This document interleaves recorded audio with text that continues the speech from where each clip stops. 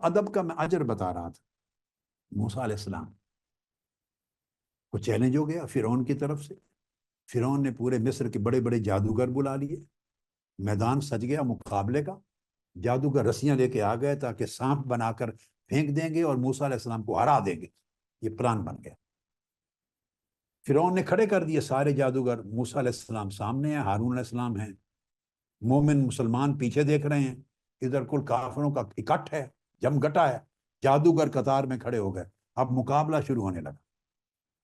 قرآن مجید کئی مقامات پہ بیان کرتا ہے، اس وقت میں سورہ الاعراف پڑھ رہا ہوں، آیت نمبر 115 اور پھر آیت نمبر 120۔ مقابلہ شروع ہونے لگا تو قرآن مجید کہتا ہے جادوگروں نے، کافر تھے، کافر فرعون کے نمائندہ تھے، موسیٰ علیہ السلام کو ہرانے کے لیے آئے تھے، کمپٹیشن کے لیے۔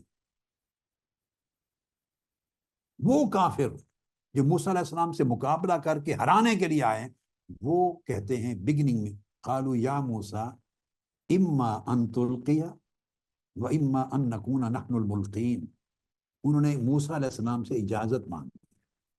کافر تھے، جادوگر تھے، منکر تھے، مگر اتنا احساس کہیں نہ کہیں ان کے شعور میں تھا کہ یہ بڑے ہیں، بزرگ ہیں موسیٰ علیہ السلام، ایمان نہیں لاتے ان پر مگر اتنا احساس تھا کہ بڑے ہیں، سو ان کی بزرگی کا احساس کرتے ہوئے جادوگروں نے پوچھا اے موسیٰ جو چیز بھی ڈالنی ہے آپ نے اور ہم نے، تو کیا آپ پہلے ڈالیں گے یا ہم پہلے ڈالنے والے بن جائیں؟ موسیٰ علیہ السلام سے اجازت مانگی، آپ کیا فرماتے؟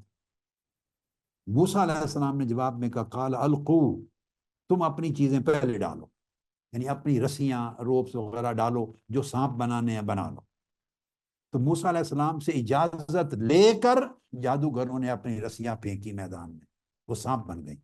پھر موسیٰ علیہ السلام نے عصا پھینکا، وہ سب سانپوں کو نکل گیا، کیونکہ وہ فیک تھے، جعلی تھے، یہ معجزہ تھا، حق کا تھا۔ جب انہوں نے یہ ادب کیا، حالانکہ کفر میں ابھی مسلمان نہیں ہوئے تھے، کافر تھے، مگر اتنا ادب کیا کہ ان سے اجازت مانگی، اپنا جادو شروع کرنے سے بھی پہلے اجازت مانگی۔ اس کا صلہ اللہ نے کیا دیا، جب ان کی رسیاں نگلی گئیں، اور یہ منظر فرعون بھی دیکھ رہا ہے، اس کے وزراء بھی دیکھ رہے ہیں، کسی کو توفیق نہیں ہوئی کہ ایمان لائے، مگر یہ جادوگر اسی لمحے سجدے میں گر گئے۔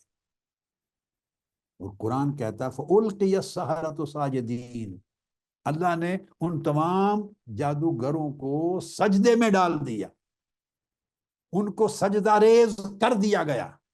گویا وہ جو انہوں نے ادب کیا تھا، موسیٰ علیہ السلام سے اجازت مانگی تھی رسیاں ڈالنے کی، اس ادب کا صلہ اللہ نے یہ دیا کہ اللہ پاک نے انہیں سجدہ ریز کر کے ایمان ان کے مقدر میں اللہ پاک نے ڈال دیا۔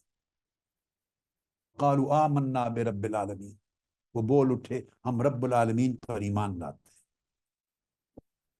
اللہ پاک نے ایمان انعام کے طور پہ انہیں عطا کر دیا۔